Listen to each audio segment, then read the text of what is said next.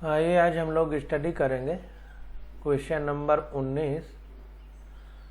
कह रहा है ऊष्मित कैथोड से उत्सर्जित और 2 किलोवोल्ट के विभवांतर पर त्वरित एक इलेक्ट्रॉन 0.15 टेस्ला के एक समान चुंबकीय क्षेत्र में प्रवेश करता है। तो ऊष्मित कैथोड मतलब एक कैथोड है जिसको हीट किया जा रहा है, तो उससे एक इलेक्ट्रॉन निकल करके त्वरित हो रहा है, यानी एक्सेलरेट हो रहा है, यानी उसके वेग में प्रति सेकंड परिवर्तन हो रहा है। और कितना विभवांतर उसमें लगाया गया है? 2 किलोवोल्ट, जहाँ से कैथोड से इलेक्ट्रॉन त्वरित हो रहा है।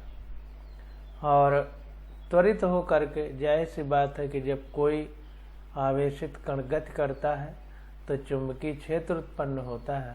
तो चुंबकीय क्षेत्र कितना उत्पन्न हो रहा है? 0.15 टेस्ला। और ये एक समान चुंबकीय क्षेत्र उत्पन्न नहीं हो रहा है, इससे तो उत्पन्न होगा वो अलग चीज है। एक समान चुंबकीय क्षेत्र में प्रवेश करता है इलेक्ट्रॉन, और वहाँ चुंबकीय क्षेत्र कितना है जहाँ प्रवेश करता है? 0.15 टेस्ला।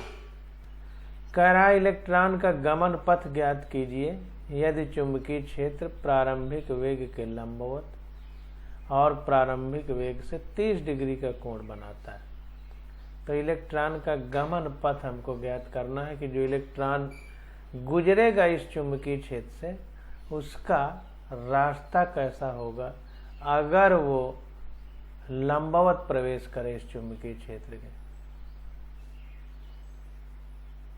मतलब जैसे प्रारंभिक वेग है इलेक्ट्रॉन का, उससे लंबवत और उससे 30 डिग्री के कोण पर प्रवेश करे, तो इसका पथ कैसा होगा ये हमको बताना है। तो देखिए जो जो दिया गया है उसको पहले हम लिखते हैं, फिर आगे चर्चा करते हैं। तो पहले दिया गया है कि विभवांतर 2 किलोवोल्ट है, तो इसको वोल्ट में बदला तो 1000 का गुणा हो गया। इलेक्ट्रॉन पर आवेश हमको पता है 1.6 × 10⁻19 कूलाम होता है। इलेक्ट्रॉन का द्रव्यमान हमको पता है 9.1 × 10⁻31 kg होता है। और इलेक्ट्रॉन आरोपित विभवांतर के कारण त्वरित होता है, जो इलेक्ट्रॉन को गतिज ऊर्जा प्रदान करता है। तो जाहिर सी बात है कि जो विभवांतर है इसी से जो है हम इलेक्ट्रॉन को काइनेटिक एनर्जी मिलेगी। तो विभवांतर क्या होता है? ईवी होता है। और इसी विभवांतर की वजह से कोई भी पार्टिकल या कण काम करता है।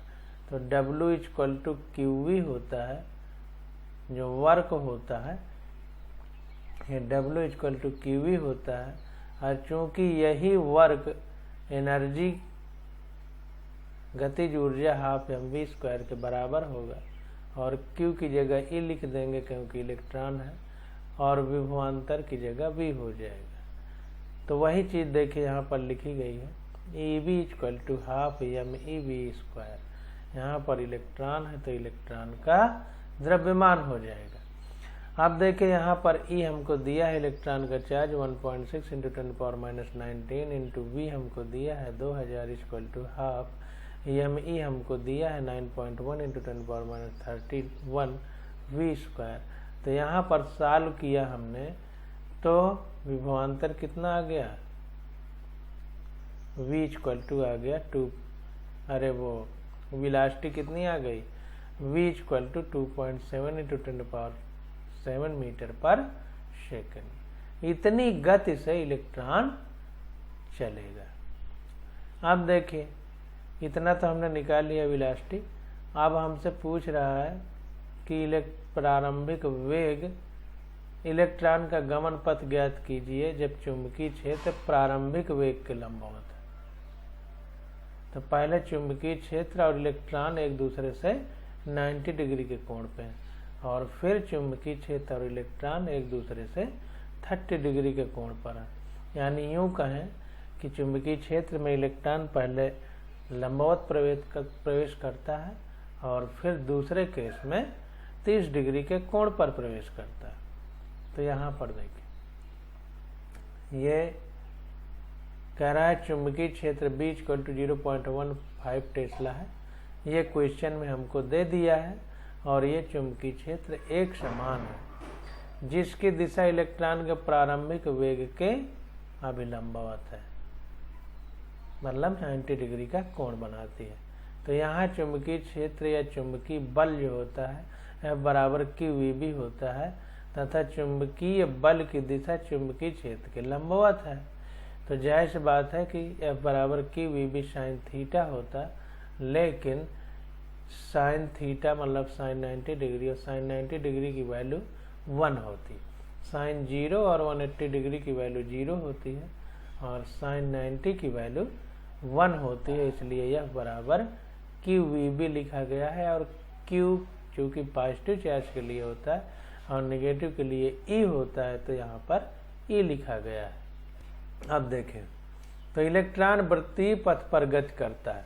अगर कोई चुंबकीय क्षेत्र के लंबवत पार्टिकल प्रवेश करता है तो वो सर्कुलर मोशन करता है, ये हमने NCERT में पढ़ा है।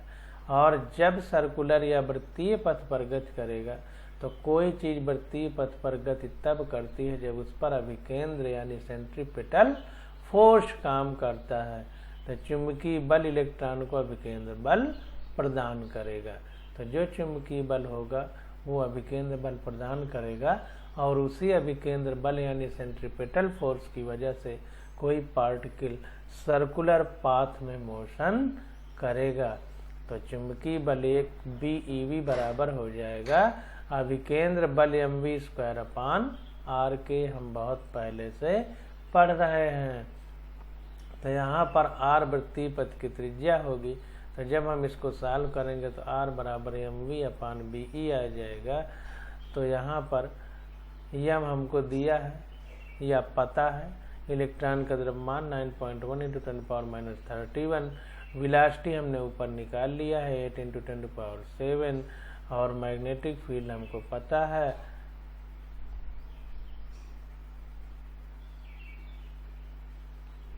यहाँ पर देखिए 3 का गुणा है, इसको ध्यान दीजिएगा, ये कहीं गड़बड़ है। तो R बराबर और B 0.15 है टेस्ला और इलेक्ट्रॉन का चार्ज 1.6 × 10⁻19 होता है। तो सॉल्व करने पे आ जाएगा 10⁻³ मीटर या 1 मिलीमीटर। तो 1 मिलीमीटर की त्रिज्या पर इलेक्ट्रॉन वृत्तीय पथ मतलब 1 मिलीमीटर त्रिज्या के वृत्तीय पथ पर गति करेगा। अब देखिए ये 90 डिग्री की बात हो गई, अब 30 डिग्री पे कह रहा है।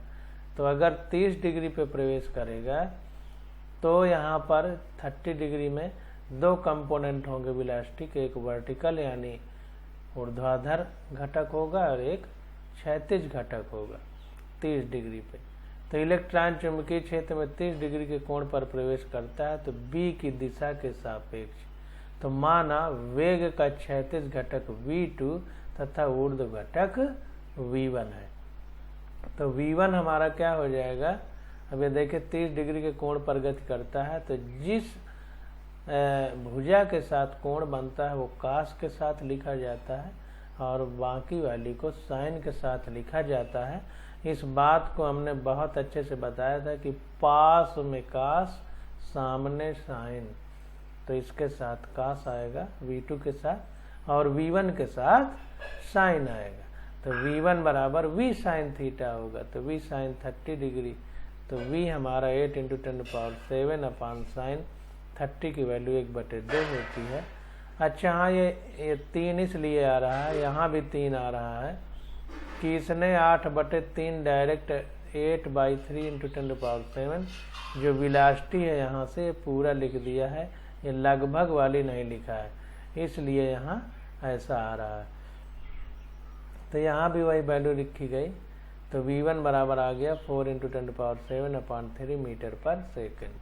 अब V2 की बात करें तो V2 अब यहाँ पर साइन वो थीटा के साथ है V2, तो कास आएगा, तो V2 बराबर V cos थीटा बराबर V cos 30 डिग्री। तो यहाँ पर V की वैल्यू 8 × 10⁻7 इंटू 30 की वैल्यू cos 30 की वैल्यू √3/2 और ये पूरी 8 × 10⁻7/3 ये V हो जाएगा। सॉल्व करेंगे तो 4√3 × 10⁻7/3 मीटर पर सेकंड हो जाएगा। तो इस प्रकार v1 और v2 निकल आए। तो वेग के क्षैतिज घटक के कण पर कोई बल आरोपित नहीं होता है। तो ये जो क्षैतिज घटक है हॉरिजॉन्टल कंपोनेंट v2, इसके कारण कोई बल नहीं आरोपित होगा क्योंकि v2 b के समांतर है। क्योंकि ये v2 समांतर और प्रति समांतर यानी 0 डिग्री और 180 डिग्री के कोण पर, चूंकि साइन 0 और साइन 180 की वैल्यू 0 होती है, इसलिए F बराबर QVB साइन थीटा जब करेंगे तो फोर्स 0 हो जाएगा।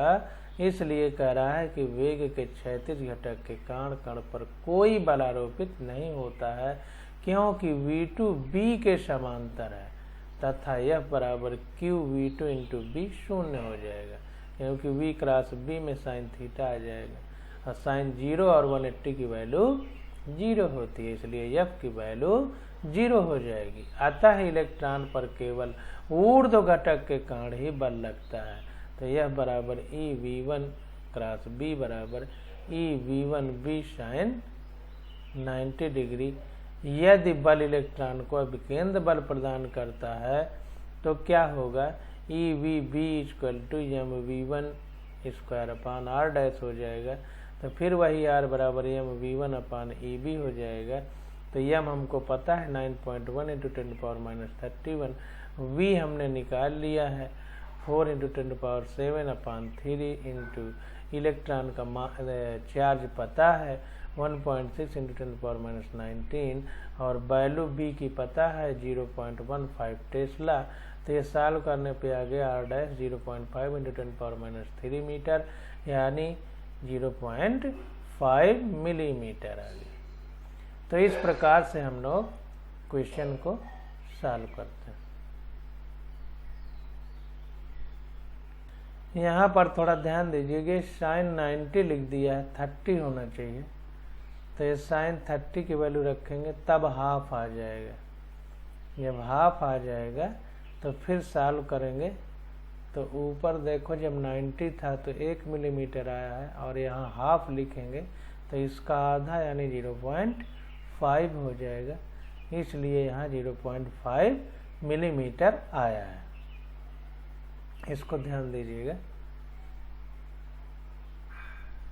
इंग्लिश वाली बुक में भी थोड़ा देख लेते हैं। यहाँ पर देखिए साइन 30 डिग्री लिखा है तब हाफ हो गया है, तो ये 0.5 मिलीमीटर आया है। अब क्वेश्चन नंबर 20 देखते हैं।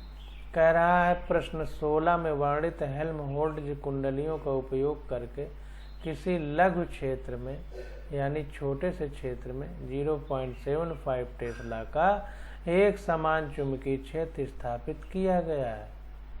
इसी क्षेत्र में कोई एक समान स्थिर वैद्युत क्षेत्र कुंडलियों के उभयनिष्ठ अक्ष के लंबवत लगाया जाता है। तो जहां पर 0.75 टेस्ला का एक समान चुंबकीय क्षेत्र स्थापित किया गया है लघु चुंबकीय क्षेत्र, लघु क्षेत्र में मतलब छोटे से क्षेत्र में 0.75 टेस्ला का एक समान चुंबकीय क्षेत्र स्थापित किया गया है।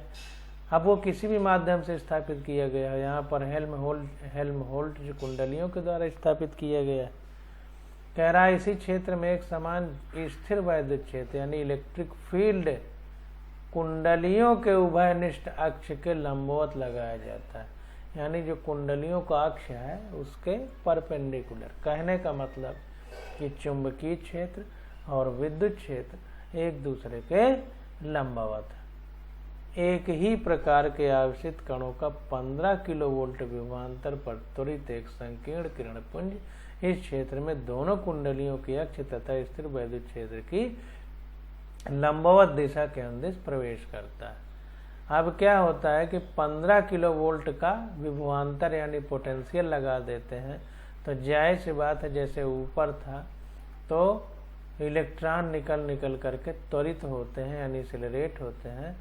तो कह रहा है कि कुंडलियों के अक्ष के समांतर और स्थिर वैद्युत क्षेत्र के लंबवत या लंबवत दिशा के अनुदिश प्रवेश करता है।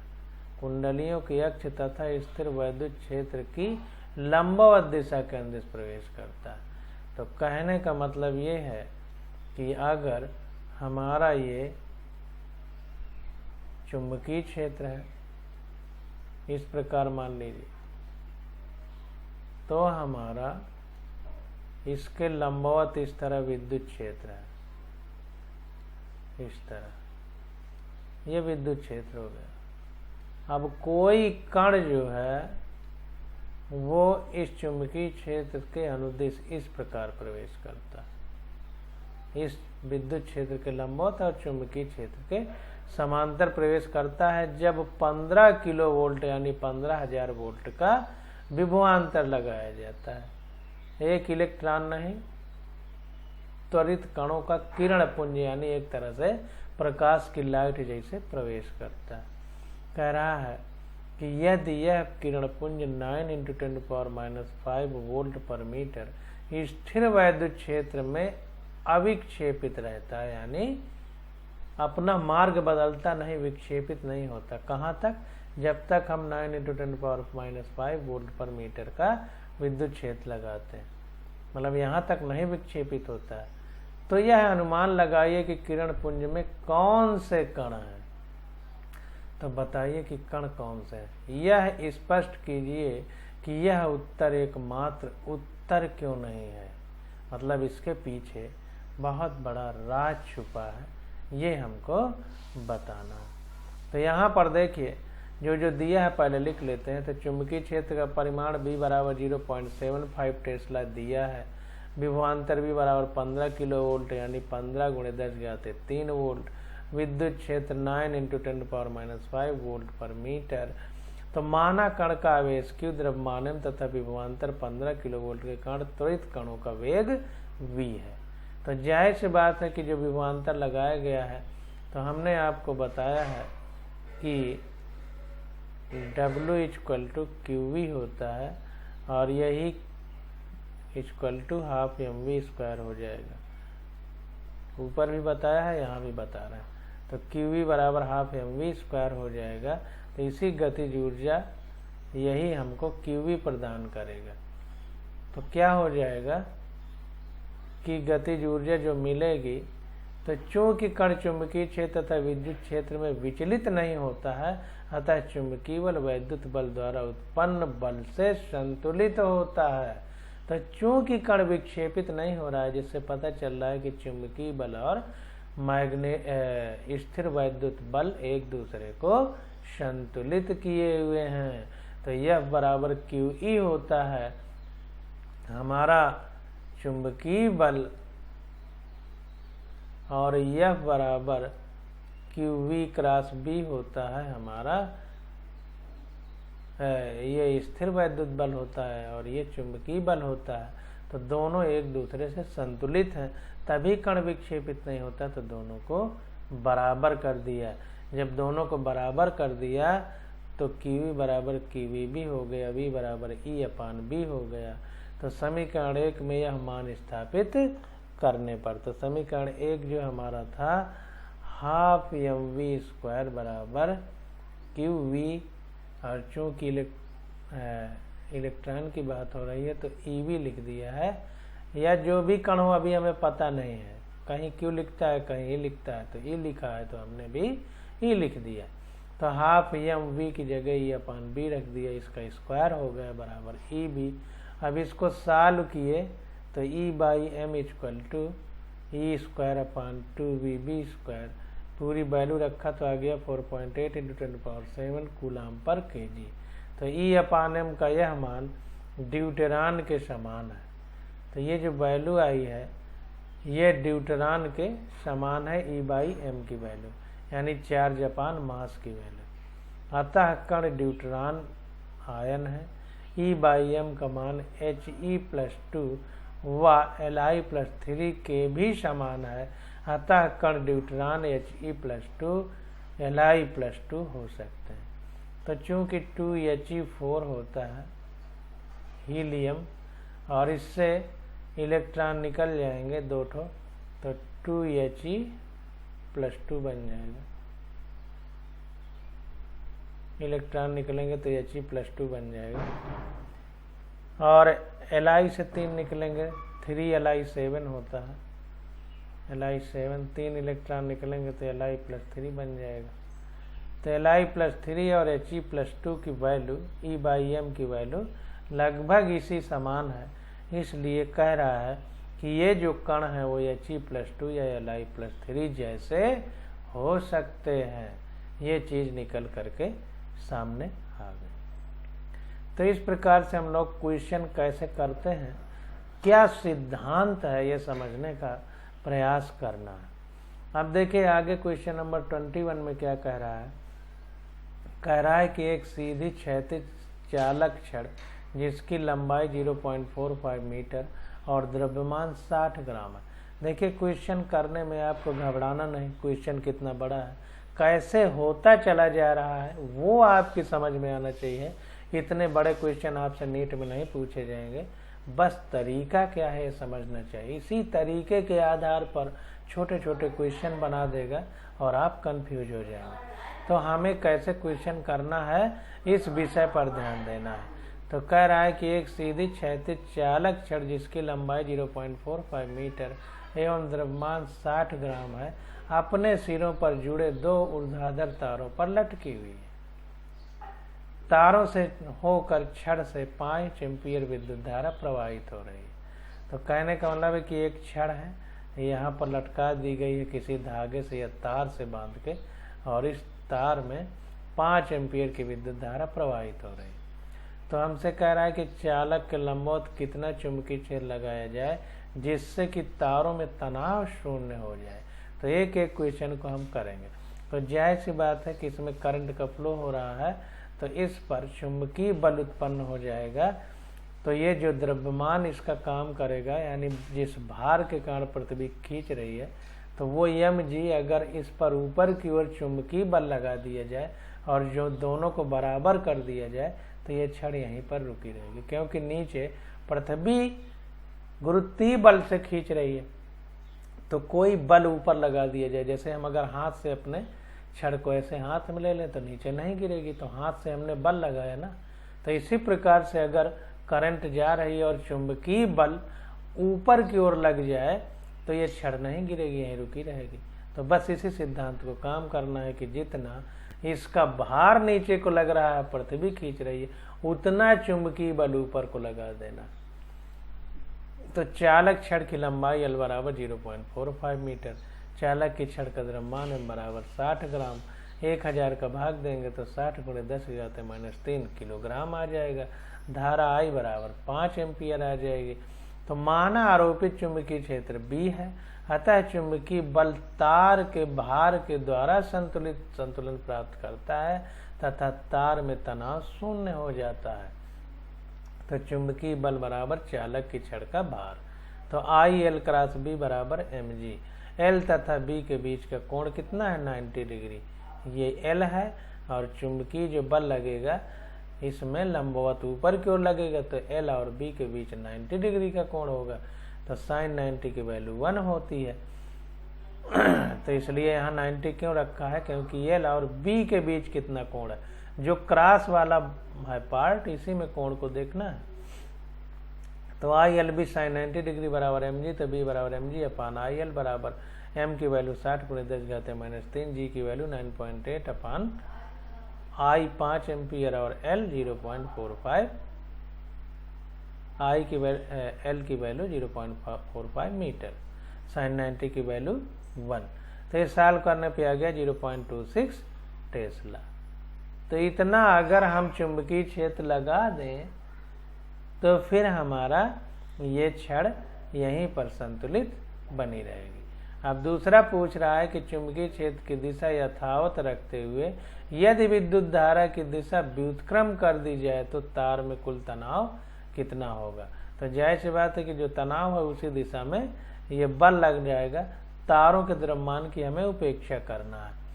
तो क्या होगा कि दोनों जुड़ जाएंगे। अभी तो एक दूसरे के उल्टा थे, अब जिधर भार है उधर ही, जिधर तनाव है उधर ये IL भी लग जाएगा, तो दोनों एक ही दिशा में होंगे, तो आपस में जुड़ जाएंगे। तो जब चुंबकीय क्षेत्र व्युत्क्रमित होता है तब छड़ पर चुंबकीय बल तय भार नीचे की ओर तब छड़ पर चुंबकीय बल और भार नीचे की ओर दिष्ट होते हैं। अतः तार में तनाव T बराबर चुंबकीय बल ILB के कारण प्लस तनाव mg के कारण, तो ये दोनों जुड़ जाएंगे। तो B हमारा 0.26 टेस्ला, I हमारा 5 एम्पियर, L हमारा 0.45 मीटर प्लस m हमारा 60 ग्राम यानी 16 इंटू 10⁻³ होना चाहिए किलोग्राम में, इंटू G हमारा 9.8, सॉल्व करने पे आ गया 1.176 न्यूटन। तो ये हमारा आंसर आ जाएगा। तो एक एक क्वेश्चन को कैसे करना है, ये बात अगर आपके समझ में आ जाए तो सारी समस्या का समाधान निकल आएगा। अब 22 नंबर क्वेश्चन देखते हैं। कह रहा है एक स्वचालित वाहन की बैटरी से इसकी चाल का मोटर को जोड़ने वाले तारों से 300 एम्पीयर विद्युत धारा अल्पकाल के लिए प्रवाहित होती है। कैसे हो रही है सब छोड़िए, 300 एम्पीयर की विद्युत धारा बहुत छोटे समय के लिए प्रवाहित हो रही है मोटर के तारों को जोड़ने पर बैटरी से। तारों के बीच प्रति एकांक लंबाई पर कितना बल कार्य करता है यदि इनकी लंबाई 70 सेंटीमीटर एवं बीच की दूरी 1.5 सेंटीमीटर हो। यह बलाकर्षण होगा या प्रतिकर्षण होगा। तो देखिए दो तार हैं, इस पर करंट I1 है, इस पर I2 है, दोनों में अपोजिट क्यों है? क्योंकि बैटरी के दो टर्मिनल होते हैं पॉजिटिव नेगेटिव, तो एक से करंट जाएगी दूसरे पर आएगी, इसलिए एक में जाती हुई दूसरे में आती हुई दिखाई गई है। दोनों तार 1.5 सेंटीमीटर की दूरी पर रखे गए हैं। अब दोनों में बल की बात हो रही है कि कितना बल लगेगा मोटी मोटी भाषा में, और आकर्षण होगा या प्रतिकर्षण होगा। तो जाहिर सी बात है कि आवेश विपरीत वाले एक दूसरे को आकर्षित करते हैं और धारा विपरीत वाली एक दूसरे को प्रतिकर्षित करती है। आवेश का उल्टा होता है, यहाँ पर हमने करके आपको बताया भी था। तो क्रॉस और डॉट बना के याद करिए। तो दोनों तारों में धारा I1 और I2 कितना है 300 एम्पियर। तारों की लंबाई R बराबर 155 सेंटीमीटर, मीटर में बदलेंगे तो 100 का भाग देंगे, तो आ गया 1.5 × 10⁻² मीटर। तार की लंबाई 70 सेंटीमीटर। तो एकांक लंबाई पर बल F बराबर μ0/4π2I1I2/r। तो ये आ गया 10⁻7 μ0/4π की वैल्यू इंटू 2 इंटू I1 300, इसमें भी होगा 300 I2 भी होगा, क्योंकि दोनों में एक ही धारा प्रवाहित होगी। r की वैल्यू 1.5 × 10⁻², तो यह आ गया 0.12 न्यूटन मीटर। एकांक लंबाई पर बल है, यानी प्रति मीटर लंबाई पर ये बल निकल के आया। इस बात को ध्यान देना है। तो दोनों तारों में धारा की दिशा विपरीत है, क्योंकि दोनों बैटरी के ध्रुवों से जुड़े हुए हैं, अतः बल प्रतिकर्षी होगा। तो इस पर बल क्या लगेगा? प्रतिकर्षण वाला बल लगेगा। अब अगला क्वेश्चन हमारा आ जाता है क्वेश्चन नंबर 23। तो इसकी स्टडी हम लोग अगले लेक्चर में करेंगे। आज बस यहीं तक।